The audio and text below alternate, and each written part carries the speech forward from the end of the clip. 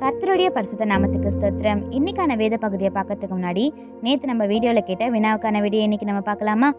தேவனுடைய ஞானத்தை முழுமையாக யார் அறிந்து கொள்ள முடியும்?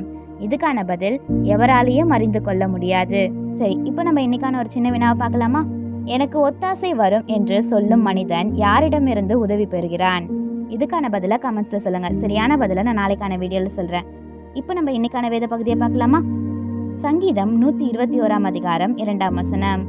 வானத்தையும் பூமியையும் உண்டாக்கின கர்த்தரிடத்திலிருந்து எனக்கு ஒத்தாசை வரும். My help comes from the Lord, the maker of heaven and earth. Psalm 121:2. இப்போ நம்ம இதை ஒரு சின்ன கதையை பார்த்துடலாமா? ஒரு சிறிய கிராமத்துல ஆனான்ற ஒரு சிறுமி வாழ்ந்து வந்தாளா. அவளோட குடும்பத்துக்கு உதவ தினமுமே கடினமா உழைப்பாளா. ஒரு நாள் முக்கியமான பொருட்களை கொடுக்க அருகில் உள்ள ஒரு ஊருக்கு ஒரு நீண்ட காட்டுப்பாதையில அவ செல்ல வேண்டியதா இருந்ததா. அவன் நடந்து கொண்டிருக்கும் போது திடீர்னு மேகங்கள் கூடிச்சான். கொஞ்ச நேரத்திலேயே கனமழை பெய்ய ஆரம்பிச்சுதான். பாதை வழுக்கலா மாறிச்சான். ஆனா ரொம்பவே பயந்தாளா. அருகில யாருமே இல்லையா. ஒரு மரத்துக்கு கீழே அமர்ந்து அவ கவலையுடன் இருந்தாளா.